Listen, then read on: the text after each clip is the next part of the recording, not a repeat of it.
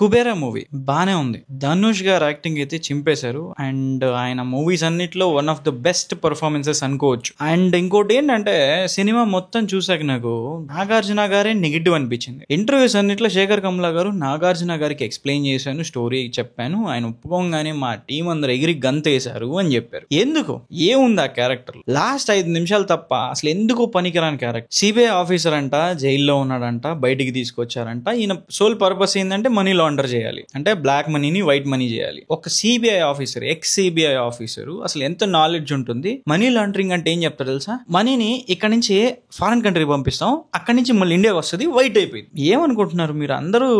తెలుగు వాళ్ళు అందరూ ఎర్రోళ్ళు అనుకుంటున్నారా, లేకపోతే ఏమనుకున్నారో తెలీదు నాకైతే. డైరెక్టర్ గారు అన్ని చోట్ల ఈ కోపం తెప్పించిన మూమెంట్లు అన్నిట్లో కొంచెం చల్లార్చింది ఏందా అంటే ధనుష్ గారు యాక్టింగ్. ప్రతి సీన్, ప్రతి ఫ్రేమ్ లో చాలా బాగా యాక్టింగ్ చేశారు. అంటే ఒక బిచ్చగాడు రోల్ అనుకోండి, బిచ్చగాడు రోలు యాప్ట్, అంటే వాకింగ్ స్టైల్ కానీ బాడీ లాంగ్వేజ్ కానీ పర్ఫెక్ట్ గా పట్టుకొని అమాయకంగా, అంటే మనకి జాలేస్తుంది, అయ్యో పాపం అనిపిస్తుంది. అండ్ రష్మిక గారికి కూడా యావరేజ్ ఇంపార్టెన్స్ రోల్ ఉంది. ఫస్ట్ రష్మిక గారు చూడంగానే కొంచెం ఇరిటేషన్ వచ్చింది ఆ క్యారెక్టర్ వల్ల, ఏంది అని. కొంచెం ఎండ్కి వచ్చేసరికి ఓకే పర్లేదు అనిపించింది. కానీ నాగార్జున గారి క్యారెక్టర్ ని మాత్రం క్షమించరాని పాపం తప్పది.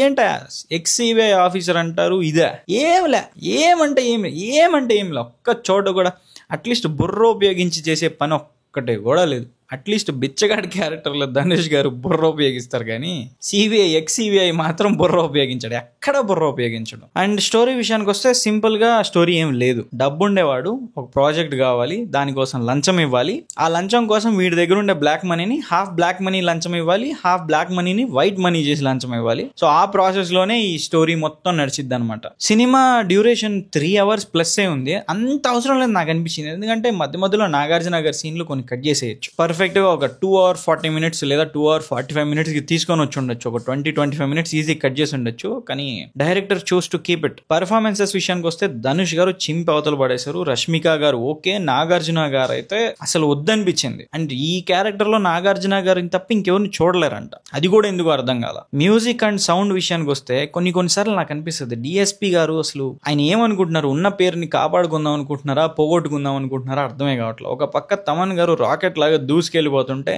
ఆయన మూవీ సెలెక్షన్ లేకపోతే డైరెక్టర్ మిస్టేక్ ఏమో తెలియదు. ఒక్క చోట కూడా బ్యాక్గ్రౌండ్ మ్యూజిక్ ఇంపాక్ట్ లేదు, పాటలు ఇంపాక్ట్ లేవు, ఏమంటే ఏం లేవు. నిజంగా చెప్పాలంటే శేఖర్ కమ్లా గారు మిక్కీ జే మేయర్కి ఇచ్చినా కూడా చాలా బాగా చేసుండేవారేమో అని నాకు అనిపించింది. డిఎస్పీ గారు 1 mark కూడా వేయలేం ఆయనకి. ఆయన ఓన్ స్టాండర్డ్స్ కి ఆయన రీచ్ అవ్వలేదు అన్నట్టు నాకు అనిపించింది. ఎంటర్టైన్మెంట్ వాల్యూ అంటే ఈ మూవీకి ధనుష్ గారు యాక్టింగ్ చూడడానికైనా ఒకసారి వెళ్ళి చూడొచ్చు. మిగతా వాళ్ళ యాక్టింగ్ పర్ఫార్మెన్సెస్ అసలు కనిపించలేదు, తేలిపోయారు అందరూ నాగార్జున గారితో సహా. ధనుష్ గారు అంత బాగా చేశారు యాక్టింగ్. నా పర్సనల్ ఒపీనియన్ అంటే నేను ట్రైలర్ చూసి అయితే నేనేం పెద్ద ఎక్స్పెక్టేషన్ పెట్టుకోలేదు ఏదో సూపర్ హిట్ మూవీ అయిద్దని. జస్ట్ ఏదో శేఖర్ కమ్లా గారు ఒక డిఫరెంట్ అటెంప్ట్ చేశారు అని చెప్పారు కాబట్టి వెళ్ళాను. నాకైతే మూవీ ఓకే అనిపించింది. అది కూడా ధనుష్ గారి వల్ల. అక్కడక్కడ కొంచెం సీన్స్ ఏమైనా నచ్చి కొంచెం ఎమోషనల్ గా కనెక్ట్ అయ్యామంటే ధనుష్ గారి యాక్టింగ్ వల్లే. అండ్ మీరు గనక శేఖర్ కమ్లా గారి ప్రీవియస్ మూవీస్ చూసి శేఖర్ కమ్లా గారి మార్క్ ఉంటుందని మీరు అనుకుంటే మాత్రం ఖచ్చితంగా ఉండదు, 100% ఉండదు. ఎవరో వేరే డైరెక్టర్ తీసినట్టే ఉంటుంది మూవీ. శేఖర్ కమ్లా గారి మార్క్ కానీ